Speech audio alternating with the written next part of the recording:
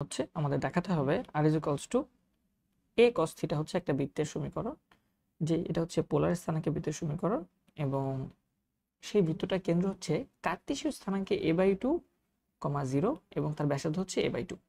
এটা কিন্তু কার্টেসীয় স্থানাঙ্কে দেয়া আছে, পোলার স্থানাঙ্কে দেয়া নাই। পোলার স্থানাঙ্কে দেয়া থাকলে এখানে 0 ডিগ্রি বলা হইতো, রাইট? এখানে তো 0 ডিগ্রি বলা হয়নি, এখানে বলা হচ্ছে 0। সো যেহেতু 0 বলা হয়েছে আমরা কার্টেসীয় স্থানাঙ্ক, যদিও পোলার সমীকরণ বাট কার্টেসীয় স্থানাঙ্কে এই জিনিসগুলো দেওয়া আছে। তাহলে আমরা পোলার সমীকরণ থেকে আগে এগুলো কার্টেসীয় সমীকরণে নিয়ে যাই, দেন এটাকে কনভার্ট করার বা কম্পেয়ার করার চেষ্টা করি। তাহলে আমাদের যেটা দেওয়া আছে r equals to a cos theta, আমরা যেটা করি r square is equals to উভয় পক্ষে a দিয়ে আর দিয়ে গুণ করি a আর cos থিটা। এবং আমরা জানি পোলার এবং কার্টেসীয় সমীকরণের ক্ষেত্রে আর এর সম্পর্ক আর ইজ ইকুয়ালস টু আমরা জানি বা আর স্কয়ার ইকুয়াল জানি x square plus y square. তাহলে আমরা যদি আর স্কয়ারের মানটা বসাই দিই এখান থেকে x square plus y square, তাহলে আমরা পাচ্ছি x square plus y square equals to a into R cos theta. আর cos থিটার মানও কিন্তু আমরা জানি কার্টেসীয়র সাথে পোলার সমীকরণের সম্পর্ক, আমরা জানি x equals to R cos theta যদি তোমাদের মনে থাকে, এবং y equals to R sin theta. তাহলে এখানে আমাদের যেহেতু আর cos থিটা অলরেডি আছে, আর cos থিটাকে আমরা x দিয়ে রিপ্লেস করে দিতে পারি। তাহলে আমরা বলতে পারি এটা ইকুয়ালস টু হচ্ছে a x। এবং এখন তুমি এটাকে এক পাশে নিয়ে আসো, তাহলে x square minus ax plus y square equal to হচ্ছে 0। এটা হচ্ছে আমাদের বৃত্তের সমীকরণ। বা এটাকে একটু সাজায় লিখি, এটাকে আমরা লিখতে পারি x square plus y square minus ax equal to 0।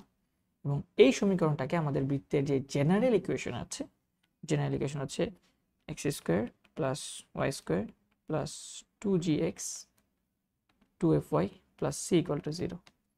এই সমীকরণের সাথে যদি এই সমীকরণটা কম্পেয়ার করি x স্কোয়ার ওয়াই স্কোয়ার, আর এখানে x এর সহগ হচ্ছে 2g আর এখানে x এর সহগ হচ্ছে মাইনাস a। তাহলে আমরা এখান থেকে বলতে পারি, সুতরাং প্রশ্ন মতে 2g is equals two minus a, তাহলে g is equals two minus a/2। এবং যেহেতু আমাদের এখানে y যুক্ত কোনো রাশি নেই, তার মানে 2f ইজ ইকুয়ালস টু 0 বা f ইজ ইকুয়ালস টু 0। ঠিক আছে, যেহেতু y যুক্ত কোনো রাশি নাই এখানে, তাহলে আমরা বলতে পারি 2f ইকুয়াল টু সাপোজ 0, তাহলে f is equals two 0। And এখানে c বলতে কোনো কনস্ট্যান্ট ধ্রুবক এখানে নাই, তাহলে c এর মান হচ্ছে 0। c এর মান হচ্ছে আলটিমেটলি 0।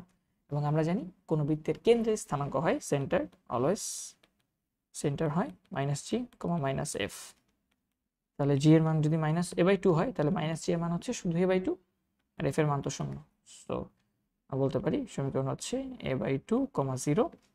আর যে ব্যাসার্ধ, সে ব্যাসার্ধের মান r ইজ ইকুয়ালস টু বা রেডিয়াস ইজ ইকুয়ালস টু হয় √g square plus f square minus c। এখানে g এর মান হচ্ছে -a/2, তাহলে -a/2 এর স্কয়ার হবে g স্কয়ার যেহেতু, তাহলে a square by 4 plus f square মান 0 মাইনাস c এর মানও 0।